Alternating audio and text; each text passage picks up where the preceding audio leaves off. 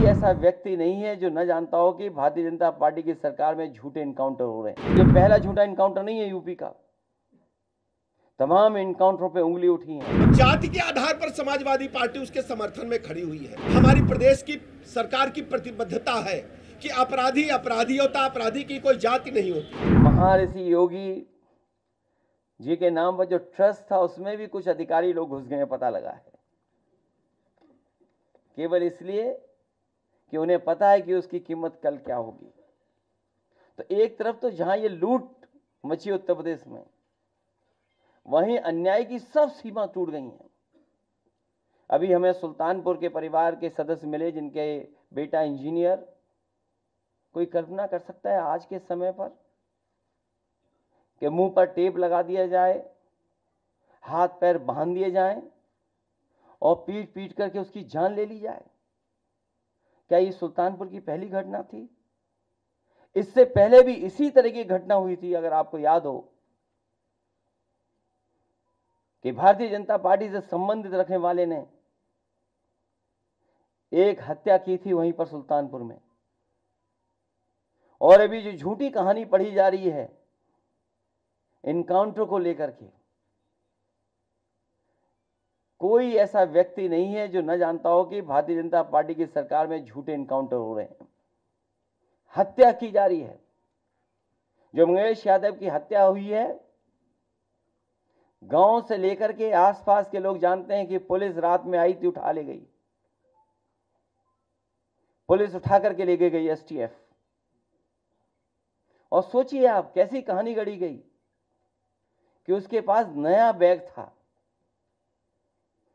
American tourist bag बताया गया, और जब बैग खोला गया तो उसमें भी कपड़े नए मिले शोरूम से खरीदे हुए। और जो मोटरसाइकिल मिली, सुनने में आ रहा है कि जो मोटरसाइकिल जिसकी चोरी हुई थी कई दिनों बाद एफआईआर लिखी गई और उसके घर परिवार के लोगों के मां का इनको दर्द समझ में नहीं आ रहा, बहन के आंसू नहीं समझ में आ रहे हैं। और सोचिए कैसा दिमाग इनका,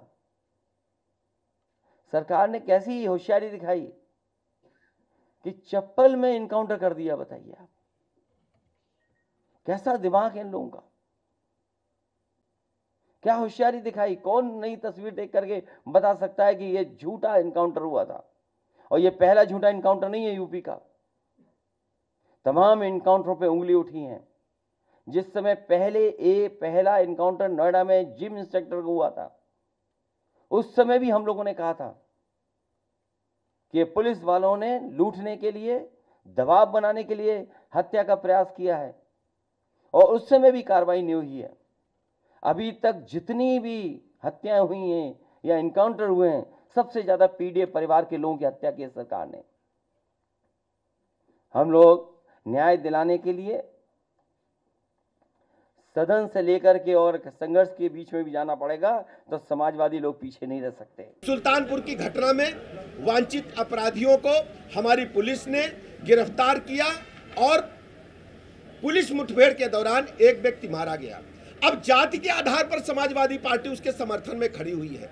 हमारी प्रदेश की सरकार की प्रतिबद्धता है कि अपराधी अपराधी होता, अपराधी की कोई जाति नहीं होती। मैं कहना चाहता हूं कि हमारे साथ सर्व समाज के लोग जुड़े हैं। हमारी सरकार किसी व्यक्ति विशेष की सरकार नहीं है, यह सबकी सरकार है, सबके हितों की चिंता करती है। लेकिन हमारी जिम्मेदारी है हम प्रदेश में कानून के राज को स्थापित करें और हर स्थिति में लोगों को भयमुक्त वातावरण प्रदान करें। हम जब जानते हैं कि इस घटना में जो लोग वांछित थे उनके पास से गिरफ्तारी के दौरान 2.5 किलो से अधिक सोना बरामद हुआ है। जो दिन दहाड़े लूट हुई थी, 2.5 किलो से अधिक सोना बरामद हुआ है।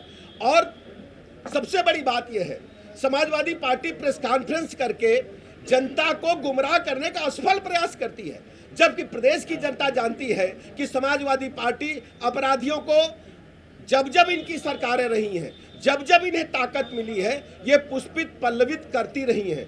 जहां तक आप सब जानते हैं, समाजवादी पार्टी ने जिस ढंग से अपनी विगत सरकारों के दौरान, आप देखते होंगे, हमें अच्छी तरह याद है, इसी राजधानी लखनऊ में हजरतगंज के क्षेत्राधिकारी को लोहिया वाहिनी के गुंडों ने बोनट पर टांग करके लखनऊ की सड़कों पर घुमाया था और बेचारे वो पुलिस उपाधीक्षक बोनट पर लटके लटके पूरे लखनऊ में सड़कों पर नंगा नाच लोहिया वाहिनी के गुंडों ने किया था।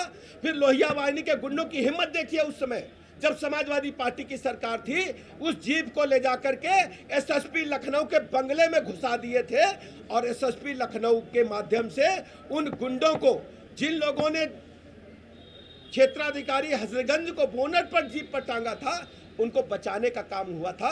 आज तक उस घटना में कितने लोगों की सजा हुई है, समाजवादी पार्टी बताए। न्यूज नेशन अब व्हाट्सएप पर खबरों के ताजा अपडेट के लिए न्यूज नेशन के इस QR कोड को स्कैन करें।